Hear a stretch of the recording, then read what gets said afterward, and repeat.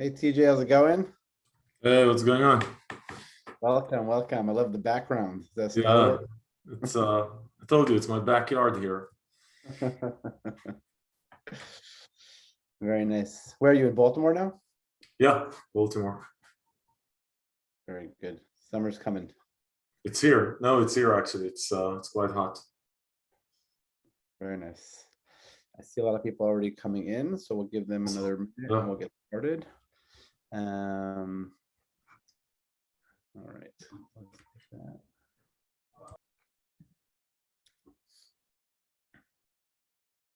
Okay, I think we'll introduce the topic and then get started. People will continue to join as we get started. So today's topic is, don't keep your head in the clouds, how to protect yourself from virtual risks. So welcome everybody back to our Flash webinar.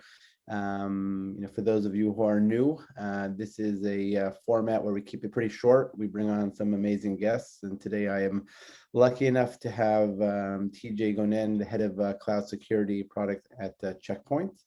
Maybe I'll just give a quick intro on TJ and then we'll get started. So TJ has over 20 years of cybersecurity experience. He's now heads that cloud security Checkpoint, like I mentioned.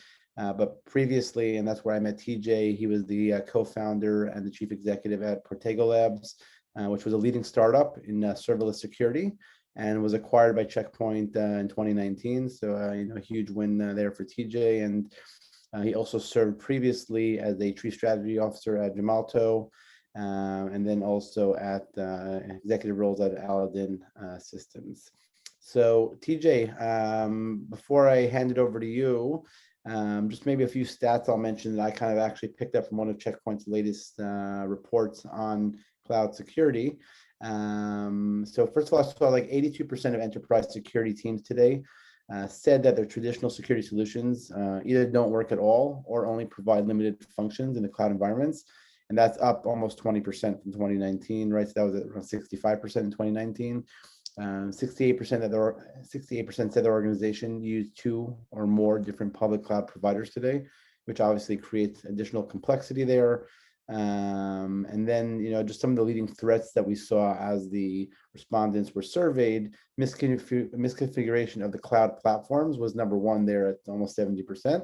And the main security barriers to cloud adoption was the lack of qualified staff, and then budget coming after that. So some interesting stats there. Yeah. We'll get to Q&A at the end, but maybe before we get into the topic itself too deep, maybe just a little bit of background about yourself.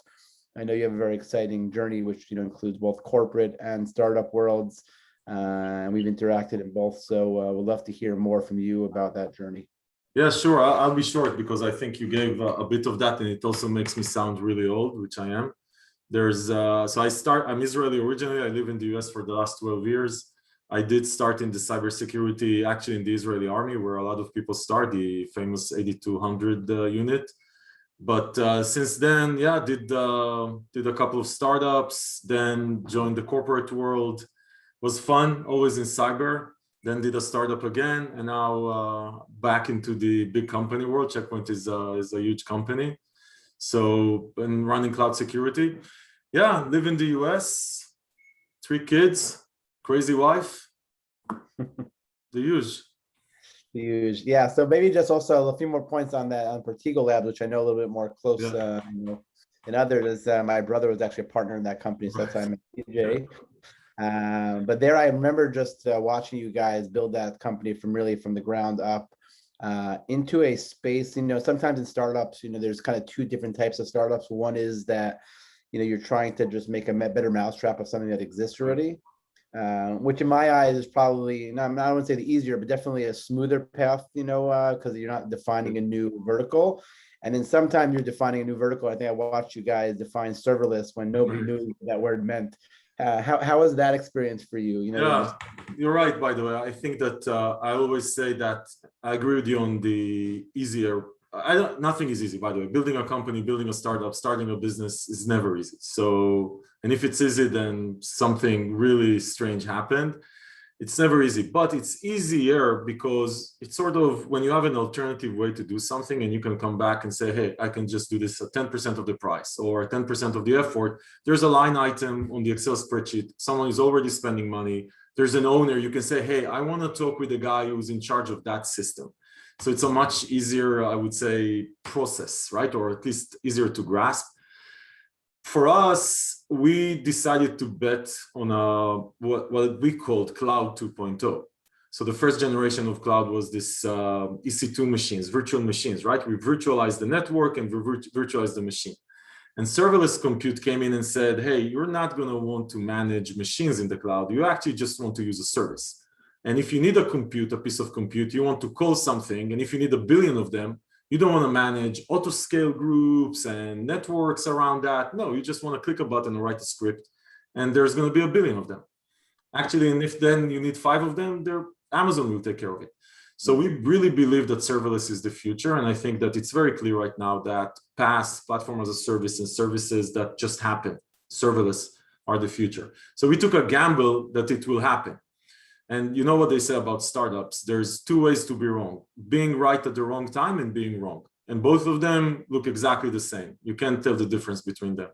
So we happen to be right before the right time, but we didn't have to wait too long for serverless compute and containerization and microservices to become very popular.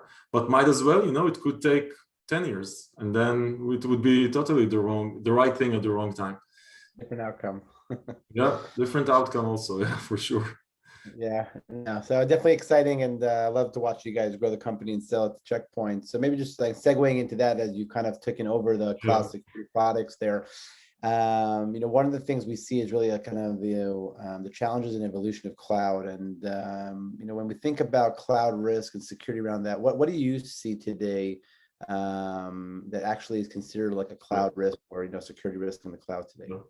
I think one of the interesting observations, being now in this space for 4 or 5 years, is that cloud doesn't change anything and changes everything at the same time. And what I mean by that is that when you if you look 10 years from now, you just close your eyes, you imagine 10 years from now, it's very easy to assume that most workloads are going to live in a public cloud environment, and you're going to consume them as a service using cloud providers that we know today, maybe some new ones. And then you're asking yourself, okay, what do I need to do in security for this new data center environment, right? Or this new application environment? You actually need to do exactly the same things you used to do in your traditional data center. They just look different. It's the same thing. You still need to do network security. You still need to do segmentation. You still need to do configuration management, patch management, vulnerability management. You still need to do application security. You still need to do threat hunting. You still need to do all of these things. But here's what's changing. Cloud changed the way networks are built. It changed the types of compute you need to protect or make sure that they are configured. But more than anything else, it changed the speed. That is the biggest issue. I call it the 100 times mindset. Everything is 100 times more complex, 100 times scale, and 100 times speed. Everything. And the other thing that happened is that for the first time, really for the first time in the history of compute, I think the power lies within the developer. And everything is a script away. And I think the biggest challenge that we see customers facing or organizations facing is just standing there and saying, okay, I think I solved it. And then understanding that there's 99 times that problem happening in places they didn't even know exist because some developer decided to launch a data center in the cloud, right? And so I think the biggest thing that we're seeing is how do you actually find a way to make security as automated as what you're trying to protect? If you think about what we talked before around serverless, and if you think about the DevOps culture, right? This continuous development, deployment, and everything being a script away, a lot of the stuff that we're talking about is sort of automated. So security has to find a new way. And that's why I'm not surprised the survey you mentioned. I am surprised because you said 60%, I can't remember, think that their tools don't fit. Honestly, I just don't understand what tool exactly fits in the cloud, because all tools, they're just not designed for that. Unless you have a super small cloud environment, and it's stagnant, and then I would say, why are you moving to the cloud in the first place? But unless you have that, I just don't understand how tools would work. The infrastructure is different, scale and speed is different. So that's the biggest thing that we're seeing. And I think that the market is getting used to that. And you see the evolution. People a lot of times started with point solutions because that's what was there. Startups like the one we had and others. And as they evolve, just like what happened in data centers, say, just a second, I have multi-cloud, which you mentioned. I have 3 different clouds, 20 different types of workloads, 100 new services Amazon introduces every day, a bunch of developers running like there's no tomorrow, developing and deploying. My boss telling me, listen, whatever you do, don't get in their way. And me needing to secure this with existing tools, I don't see how that works. Yeah, I think one of the biggest also misconceptions I think in cloud today is that people a little bit have this assumption that if they put their stuff into AWS or one of the other providers, that there's built-in security, and Right. That's just not true, right? I think that there's obviously those environments do have certifications and proper kind of base security built in, but as soon as you start implementing different tools there and solutions, whether they're security or just operational tools, you may be opening up backdoors or misconfiguring things there that need to be managed. And that I think is like the piece that makes this very complex, because like you mentioned, there's hundreds of services being added. Right. And right. Yeah, let me suggest a way to look at this, because I think that's interesting actually what you mentioned. When you look at the stack, if you just try to depict a super simplistic picture of an application stack, which is sometimes I see people do when they talk about the shared responsibility model, then they say, hey, you see, you don't need to take care of infrastructure. Let's say that you're using serverless. Then you would say you don't need to take care of the machine. You don't care which operating system it's running. You don't care if it's vulnerable or not. You do not care, because even if you care, you don't have access to it anyway, right? So in theory, you can see that part of this stack, the more you use platform as a service services, is being secured by the cloud provider. It's being hardened by the cloud provider. What this picture though totally misses is that instead of 5 of these stacks, you have 1 billion of them. And they're very different. And so, yeah, you're right. You need to take care of theoretically less things. You just need to take care of 1 billion instances of these less things. So you find yourself with serverless. I'll just give you an example. So serverless functions is, and again, for the audience, it's a way to use compute without caring about operating system, hardware, or anything. It's just like, hey, do this for me. It comes up, it does something, and it goes away. Don't need to manage it, no scale, no nothing. So in a serverless function, you could say, oh, damn it, I just need to configure the function with permissions, right? That's one. And then that's it, nothing else. I don't need operating, there's no patches, there's no nothing. I'll scan the code because I'm writing the code, so I'll make sure that my code is not vulnerable, and then I'm done. What you forget is that once you start using stuff like that, in a lot of the organizations we used to work with, there's 20,000 serverless functions. So you actually, you only need to do these 3 things for 20,000 serverless functions that change 20 times a day. The problem is way bigger. It's thinner, but it's way bigger, right? So, and I think that's the right way to look at it. So to your point, and that's why I'm saying it's all about scale and speed in this environment. It's not about solving a specific, I can do this. It's how can you do this 1,000 times when literally the developers, which are the people on the other side, or the application people, if you look at what happened in the last 2 years, their marching orders is go fast. And your marching order as a security person is stay out of the effing way. That's your marching order, right? And finding a way, tooling, process to actually bring these 2 together is that's where cloud security challenges. Yeah, I think it's also interesting that you mentioned earlier about the kind of the DevOps teams becoming part of this, main stakeholder in this whole process. Right. Then we start to think about things like risk and compliance, where in the past they had nothing to do with that. Right. Suddenly they're front and center there, right? Because a lot of the things that they're doing are impacting the organization's, risks and, meeting compliance in parallel. And I would add to that. So that +1, look at that.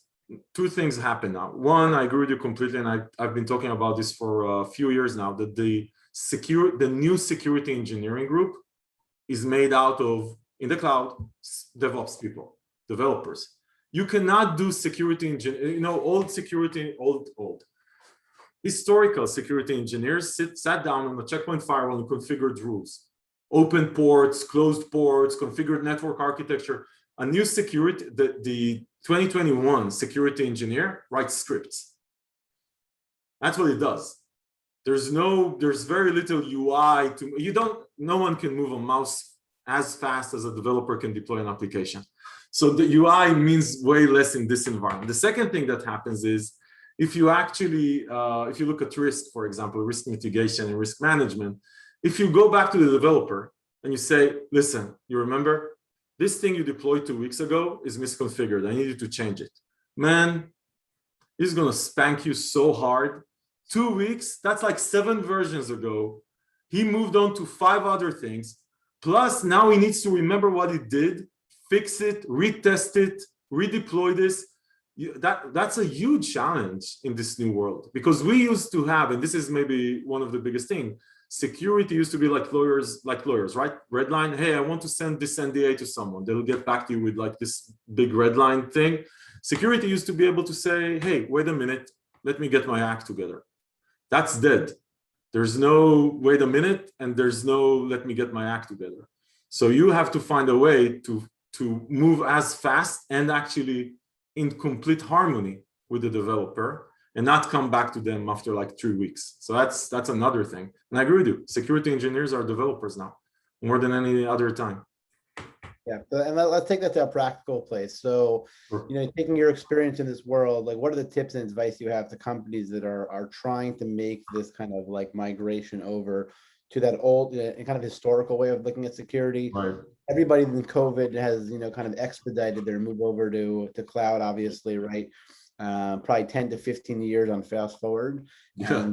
Right. And now what? Because everybody went very fast this past year to do things. And I think that a lot of security and risk teams are actually catching up now to make sure that, we've checked all the boxes, because we didn't probably do it as slow as usual.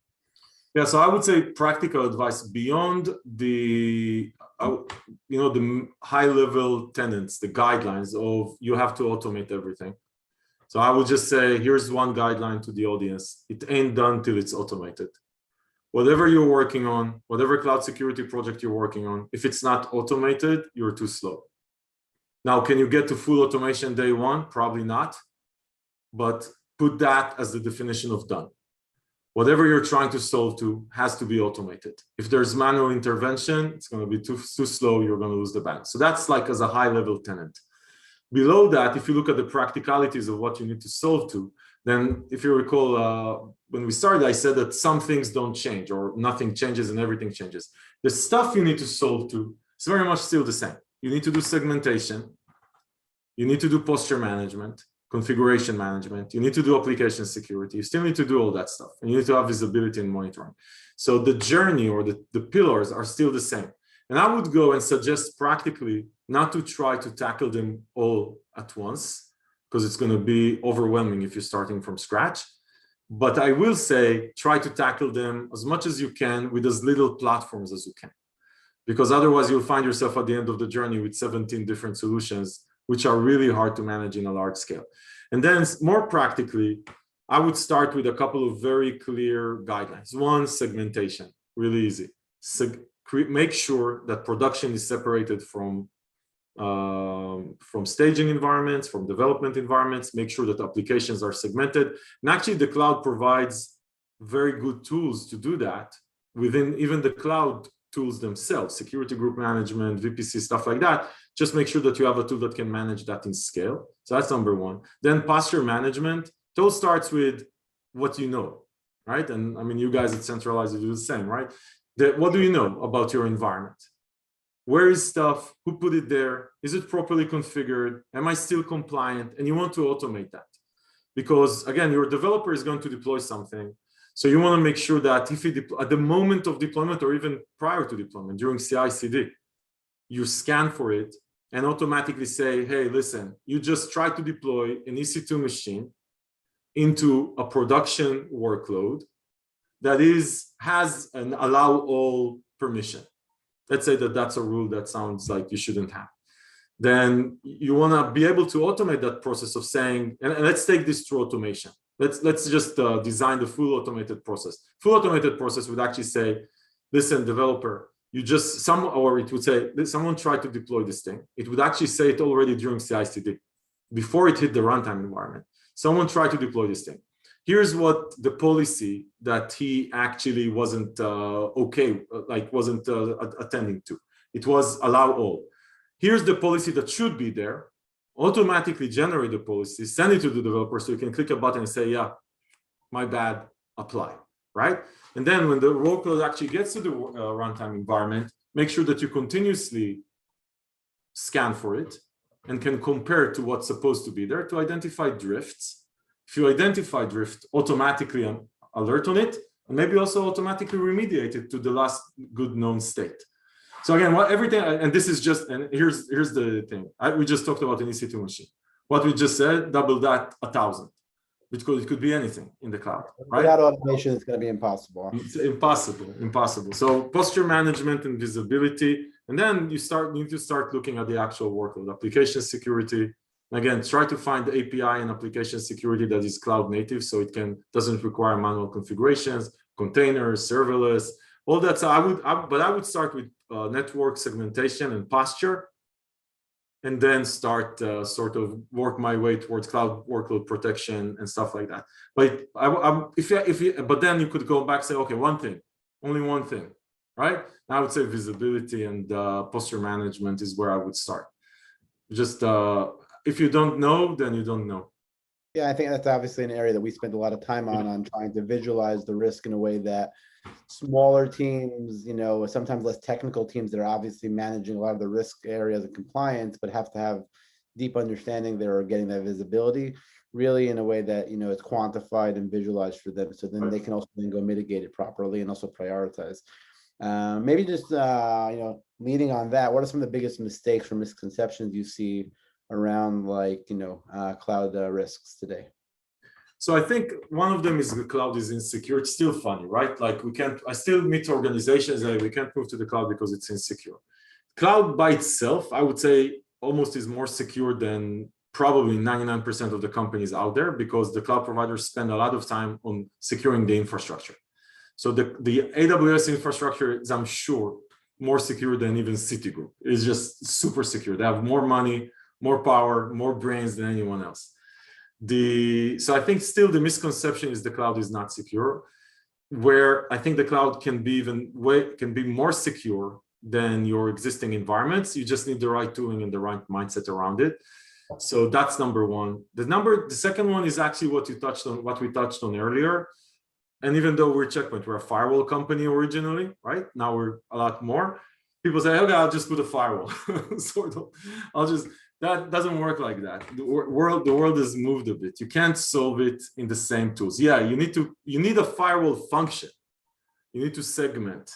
You need to create that separation or zero trust environment between your networks or workloads. But you can't just use old tools. And I would say the last one, which is tools can solve everything. It's a mindset shift more than just tools. And we talked about it with the developers. That's a big mindset shift. The mindset shift of, saying no, understanding, embracing the fact you lost the right to say no. Right. Embracing it, just embrace it. And then that, by the way, leads to a lot of that leads to a lot of positive change, because if you say, okay, assume, and this would be the most practical advice I can give anyone, assume that you just can't say no, and the developer to nothing, and the developer can go and use whatever he wants, and you still need to make sure that things are secure. What would you do then? Yeah, right? it's about putting those safeguards in place so that he has an environment to act freely, but then also doesn't step Right. into it. Yeah. And I think that automation point before is Yeah, automation and speaking the developer language, I would say is very important. Yeah. All right, cool. So we're heading towards the end of the session here. I want to just pull up a few questions that came in from the crowd. If anybody else wants to post, now is the time. So Dimitri put up a question around what are the pros and cons of relying on security solutions offered by your cloud provider versus relying on security solutions offered by third-party companies, right? Which you would have to integrate with the cloud. Like, do you have an opinion on that, one versus the other? Yeah, I would say first, it's generally speaking, I would say you want to use the best tool in your context. and depending on your long-term strategy. So what I want to say, assume that you're a multi-cloud environment. I almost want to say upfront, that's going to be really hard to use the cloud provider tools, because you're going to use 3 cloud provider tools. And then someone is going to need to sit there and write policies to all three cloud providers, and manage the relationship with the developers on all 3 cloud providers. There, I would say it's really easy. If you have a multi-cloud environment, or you think you're going to have a multi-cloud environment, take a third-party tool that knows how to work with the entire environment, or knows how to manage the cloud provider security tools, but abstract them from your team, because you're not going to have enough security people or security administrators in your team to manage 50 different tools. But I would say, if you solve to that, then the only other thing I would say, what we mentioned earlier, you want to go with a platform that can solve more than one use case, network, posture, workload, all that stuff. And usually with the cloud provider, you're gonna find it hard to find something that does everything. But if I'm a startup now and I only need to solve to Azure security, and I have a small environment, 2 VPCs, whatever, yeah, maybe use Azure. It's just because, again, you can probably get around the limitations and the multi-complex environments. So yeah, but that's where I think the separation lies. I think once you go to the mid-market and up, you have a lot more complex kind of. Yeah, I mean, once you have more than one cloud provider, more than 3, 4 VPCs, you're starting to run into challenges. All right, let's take one more question here. So what are some of the important frameworks and standards that should comply today? Organizations should comply with in order to protect from cloud risk. Any of the frameworks that come to mind that are good best practice? We're running into mostly the same ones that you're running into on a day-to-day. The cloud, I mean, there's a couple of additional ones, obviously, like SOC and a couple of others for SaaS companies and hosted providers. But PCI, HIPAA, same CIS, same stuff is coming over and over and over again, just has a different flavor. Yeah, so a lot of the old ones are now, kind of touching the cloud as well, like you mentioned. And then there's obviously the CSA with, right, which is a good cloud one. And then there's some also application security ones focused today on cloud development, I think, that are coming right, out. Right. But I think that a lot of them live, like we talked earlier around the security solutions also, they existed, just had a different flavor to them, and they're being readapted to the cloud environment. But I think, you probably see the same. It's just mostly around, the big ones are the same. They're just adapted. Maybe a question from me, what do you see on the horizon today when it comes to the next big thing in cloud security? Yeah, I think that there's 2 things that are super important. That journey towards automation that we talked about is number one, is going to be number one for a long, long time, because that entails a lot of things. The second thing, I think, is context. And you talked about that in the context of Centraleyes. What happens today with first generation cloud security tools and processes is that they create a lot of noise. And you just stand in front of these screens that have like a billion configuration problem alerts. Why? Because you have a billion things, and there are probably misconfigured. And then you sit there and it's like my inbox. I just stopped reading at some point. There's so many unreads, it doesn't matter anymore. And you sit down in front of these billion alerts and say, okay, what now? What do you want? And I think what you find out is that people don't care about vulnerabilities. They actually want to know what's vulnerable. And I think next generation security tools have to be, and that's sort of a subsegment of automation, have to be more actionable and more focused. Like, just don't just sit there and tell me. I don't have the people, the mindset, or the time to do anything with, if you tell me a billion things. Tell me the one thing that I should care about more than anything else, and tell me how to fix it, and hopefully it's a click of a mouse or automate it. Don't just sit there and tell me. And if you see today, there's a lot of, in the cloud security, I would say cloud security 1.0 was reporting, telling you, sounds like my relationship with my wife, telling me where I'm wrong. Doesn't help me. I need to know how to fix it. Yeah, so on that note, less white noise and actionable outputs. So we usually end the session with a quick flash 5, some personal questions for you. So I'm gonna shoot you over those as we go through them quickly. The first one is, what is your favorite quote? So I can curse a bit, right? Yeah, sure I can, of course. So I would say, I think it's from The Godfather. He said, you don't see a bee spending a lot of time explaining to a fly that honey is better than shit. What is something that most people don't know about you and would surprise them? But they don't know. I'm super sensitive. Like I cry in movies. I did not know that. Yeah. That is surprising. What is your idea of a perfect day? Perfect day. It mostly depends on the start of the day, which is in the gym, me and my music, the sound of iron. That's it. That's the start. From there, it's gonna be fine. Yeah, if you start there, it's good. If you weren't a cybersecurity professional, what would you be? A kindergarten teacher, like. I don't know if I send my kids there. That is fair. That is fair. When your last question, when you're not dealing with cybersecurity or cloud risk, what are you doing in your spare time? So spend time with family, mostly with my kids, watch movies, sports, a lot of sports we watch, UFC, Yeah, football. I see you're a big family guy. That I have seen. Well, TJ, first of all, awesome talking to you today. It was Thanks, really a man. pleasure and a great conversation, super insightful, and the whole new world of information that we did not have before. Next month, we'll be having a follow-up, our next webinar, and we'll send everybody a notification on the topic and exact date.